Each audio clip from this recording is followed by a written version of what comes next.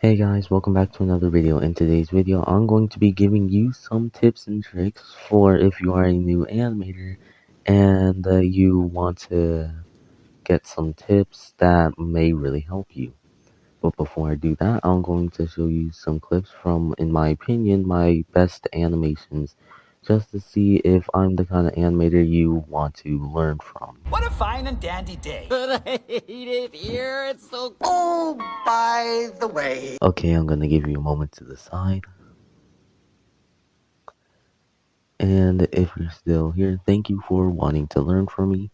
And we will get to the first thing. So, number one is easing. As much as people tell you to use the type of easing where you ease out into the first pose and then ease into the second pose, it's different. It's a bit more complex. Like, characters will sometimes just ease in into a pose. Sometimes characters will just ease out and then freeze on the second pose, like if someone is punching something like a wall. It really just depends on what's happening. Like if they're punching, their weight, what is happening, if they're holding something, you really should experiment. Of course, do what you think looks best, but make sure that you should still take this into account and experiment. So the next thing is animating on ones, twos, and threes and fours. I would not blame you if you did not know at all what this is. Because not a lot of people tell you this, because not a lot of people actually know about this. And instead of explaining it to you, I will let future me explain it instead. Hi, my name is Future Me, and I will be showing you exactly what I mean. I got this animation, and if you've been on my channel, you might know what this animation is. Now I'm here to show you what animating on ones and twos is. So you see, for this frame, if I select these two frames, you can see that as soon as I go to the next frame, I select frame 17, and I select frame 18. Frame 17 is just one frame, but when I go to 18 and I select the next frame, huh, the frame doesn't change. That is what is animating on twos. Is when you hold a frame for instead of one frame, two frames. And then you can see after that, then one, one, one, one, one, one, two. So for a whole bunch of frames right here, it was on ones. But for this frame, it's on one, two, three. This is also on twos. And then these two frames on ones. So that is what animating on ones, twos, and threes are. It's holding a frame for a extra frame. So it's using the same frame and copy and pasting that, and it gives the illusion of slower movement without adding more frames. So when you hold it for two frames, it gives the illusion of slower movement. And a lot of animators use this because it makes slower movements, like right here. It kind of gives the illusion that he's still moving slowly. And when you stand still, you actually don't move. Well, not that, you do move slowly.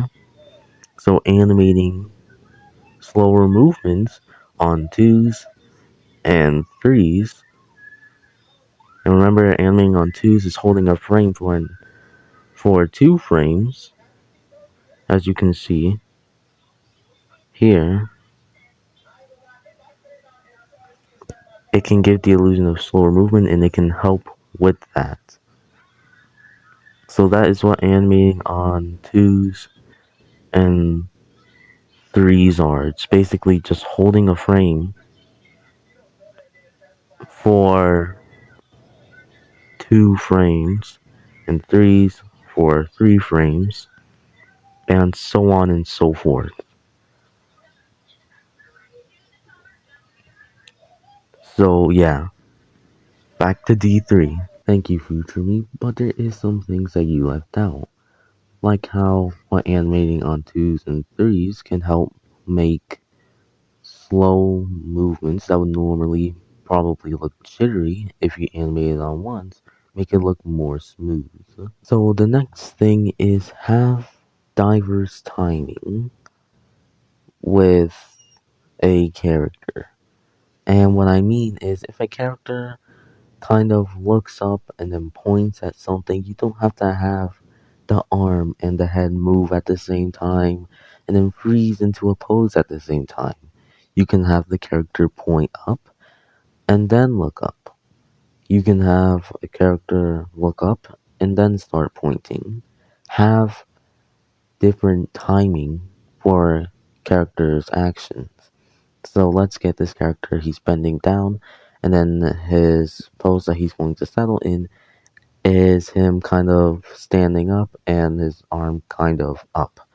Instead of just having the same timing, you can have his hand stretch up and then the rest of his body kind of drags behind and follows through.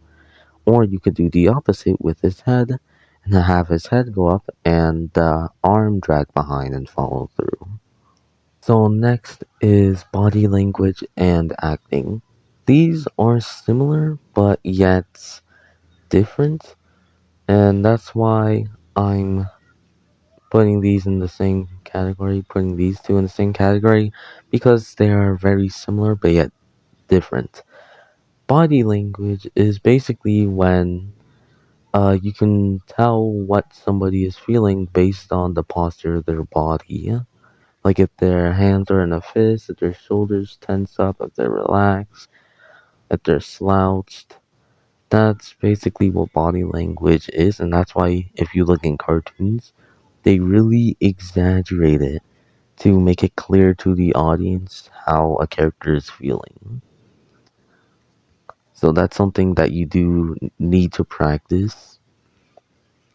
Like practice drawing a stick man happy, sad, mad, jealous, embarrassed. Just practice and you should be able to get good at that. Then there's acting. It's similar but different. Acting is basically when you get the character and try to make their movements kind of match the audio. You really have to convince the viewer that it is alive. So you really gotta match it with the audio, with pretty much everything like the body language. That's why I said they're similar but different.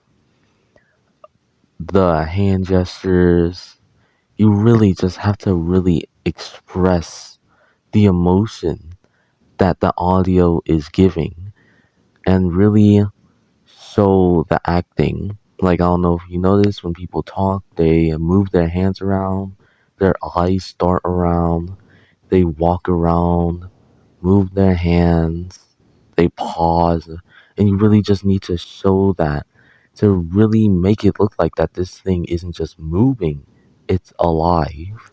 Something that I like doing is getting audio from somewhere and animate a stick figure and just have them act out the entire thing.